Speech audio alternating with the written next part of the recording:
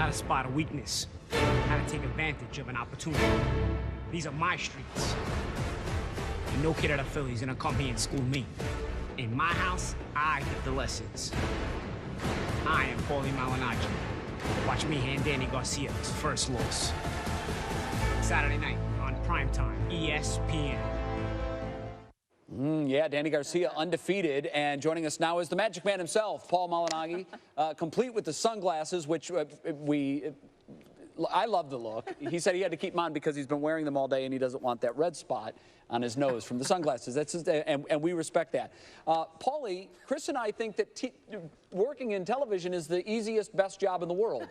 You went from boxing to calling fights ringside, and you left this cush gig to get back in the ring. Why? Well, I didn't leave it. I'm still doing the television stuff, but you're getting hit again. Yeah. You know what it is, man? It's just hard to walk away. You know, I feel like being a fighter is my identity. You know, and I feel like I could still compete at a high level. Once, you know, if I said to myself, I cannot compete at the highest level of the sport anymore, then I would say, you know what? I have this cushy job here. Let me just walk out into the sunset and keep that job. But I still feel like I can compete at the highest level of the sport, and that's really where the adrenaline comes in from. Once you've competed at the highest level of the sport, at the world championship level, it's hard to walk away from when you still feel you got it. And I'm training in the gym, and I still feel I got it, and I'm here to prove that. Garcia's moving up in weight class, 147. How do you think that might impact the fight? You know, I'm a former 140-pound world champion myself, so sometimes you just grow out of a weight class. You know, he spent about 7 or 8 years at that weight class since the amateurs. I remember I was at 140 pounds for about 8 years myself. And so it's kind of a progression you make sometimes. You just kind of, your body fills out, it matures a little more as you get older, and you kind of grow out of the weight class. So I think, based on the experience that I had when I moved to the welterweight division, it'll probably help him and he'll feel better. You know, not that it's going to help him against me, because I feel like my style is going to be kryptonite for him. But regardless, I think overall he'll feel better at 147 pounds. I can remember the exact same feeling when I moved up from 140 to 147 pounds, and just feeling like my body had oxygenated a little bit and was able to keep a little more energy. You're 13-3 over your career when you fight in New York. So how much of an advantage do you feel that you will have Saturday night because you're fighting where you love to fight?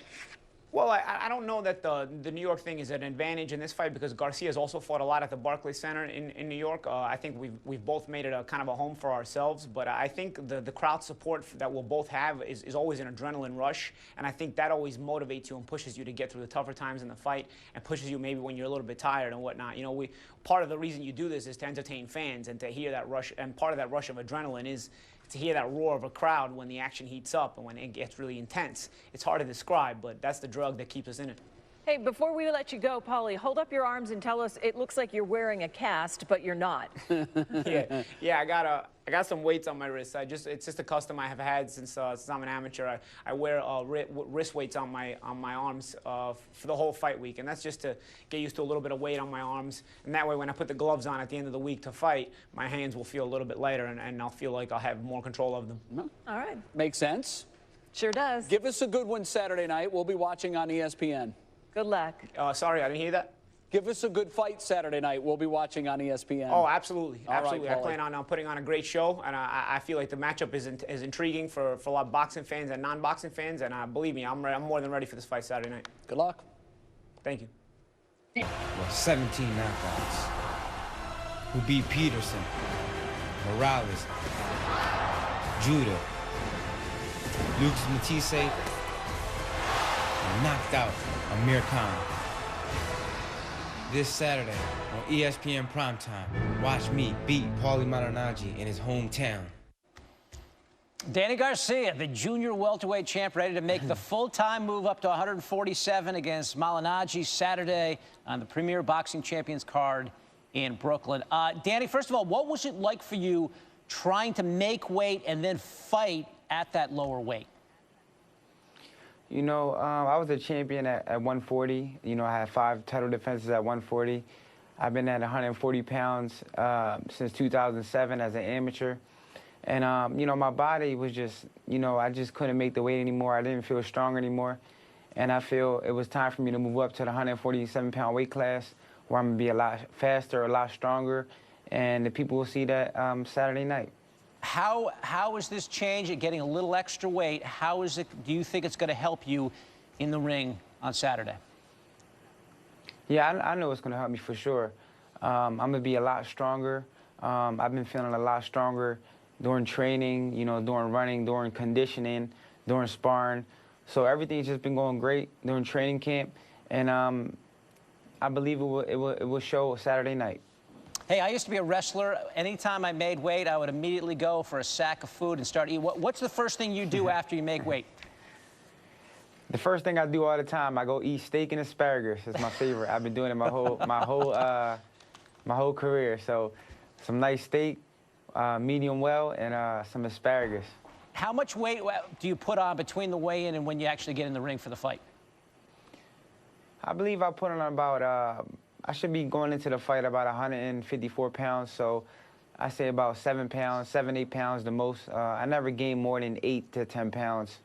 What is the scouting report now on Malignaggi? You know, I just got to go in there and be smart, be Danny Garcia. I got to keep my hands up, use the jab. You know, I'm faster than him. I'm younger than him. I'm stronger than him. And I just have to go in there and be explosive and use my youth. Well, what does he do well in the ring? I mean, if you're faster and stronger and smarter, what does he have? You know, he's a two-divisional world champion. You know, he's a former 140-pound world champion, former 147-pound world champion. So he's an experienced fighter. He's been there before. He's crafty. He's a veteran. I believe he will go in there and try to use his jab, use his movement. But, you know, we train hard, and we're ready for whatever he brings to the table. Danny, when you hit a guy clean with a big left hook like you did with Eric Morales in 2012, where you knocked him through the ropes, what is that sensation like?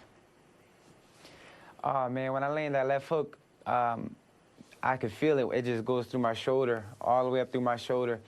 And when I blink my eye and then I open my eyes and the guy's on the floor, that's how hard when I feel that left hook land, and if it lands clean, I know I can't blink without me seeing him go down. Do you know just from the feel up into your shoulder how good of a punch it is? Yes, definitely. As soon as when I land my left hook and I turn all my body weight into it, and I know it's clean on the chin, I know they're going down for sure. 30-0, Danny Garcia putting it on the line Saturday night on the Premier Boxing Champions card on ESPN. Danny, we appreciate the time. We'll be watching. Thank you. Don't forget to watch ESPN at the Barclays Center. All right, we will. That place is going to be hopping. Still ahead.